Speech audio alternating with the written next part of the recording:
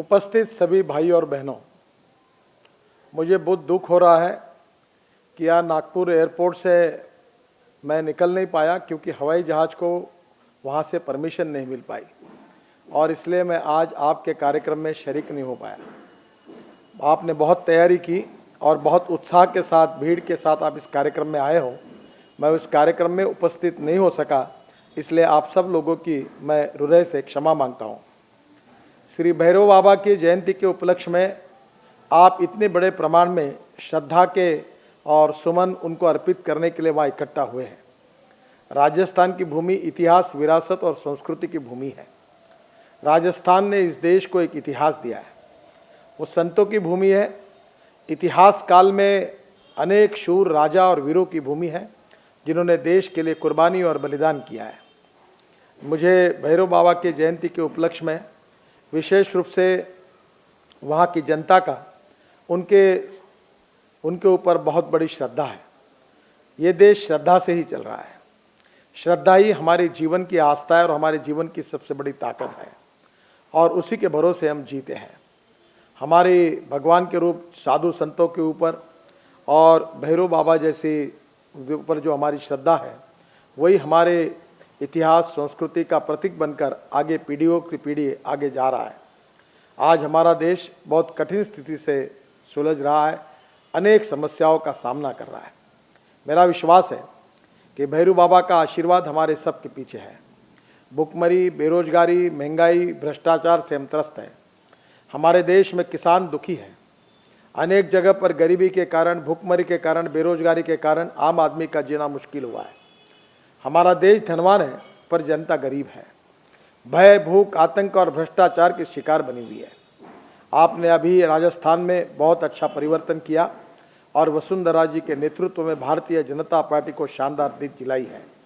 मेरा विश्वास है गांव, गरीब, मजदूर, किसान का कल्याण करके ये सरकार बहुत अच्छा कार्य करेगी। मैं ये भी जानता हूँ कि अलग अलग समाज की आशा आकांक्षा के प्रतीक सरकार होती है। सरकार की उनसे अपेक्षाएं होती है, पर यह सरकार सभी समाज के साथ, सभी जात, पंथ, धर्म, भाषा वाले लोगों के साथ न्याय करेगी और न्याय के फैसले लेंगी, ये भी मेरा विश्वास है। त्रिलोक चौधरी मेरे मित्र हैं और उन्होंने भारतीय जनता पार्टी के दिल्ली के चुनाव में बहुत बड़ा योगदान दिया है। वो कांग्रेस छोड़कर भारतीय जनता पार्टी में आए और एक विकल्प के रूप में उन्होंने भारतीय जनता पार्टी की तरफ देखा है। बहुत ताकतवान, कद्दावर ऐसे कार्यकर्ता और नेता हैं जिनका राजस्थान में बहुत अच्छा काम है और दिल्ली में भी अच्छा काम है। और गुर्जर समाज के बहुत प्रतिष्ठित नेता है। उनके परिवार का और उन सब का राजस्थान में बहुत बड़ा योगदान रहा है और मैं विशेष रूप से उनका, त्रिलोक जी को बहुत बड़ी क्षमा मांगता हूं कि आज मैंने उनको कहने पर ही तारीख दी थी, पर इस कारणवश मैं वहां नहीं पहुंच पा रहा हूं। आप बहुत बड़ी संख्या में वहाँ इकट्ठा हुए हैं और मुझे लगता है कि आप सब लोग भैरव बाबा को एक आशीर्वाद मांगे देश के लिए कि इस देश की भुखमरी, गरीबी, बेरोजगारी को हम नष्ट करेंगे। भय, भूख, आतंक और भ्रष्टाचार से मुक्त हिंदुस्तान का सपना पूरा करेंगे और सुखी, समृद्ध और संपन्न शक्तिशाली देश का निर्माण करेंगे। मेरा विश्वास है कि नरेंद्र मोदी जी के नेतृत्व में ये परिवर्तन करने के लिए हम सब लोग कार्य में जुड़े हैं।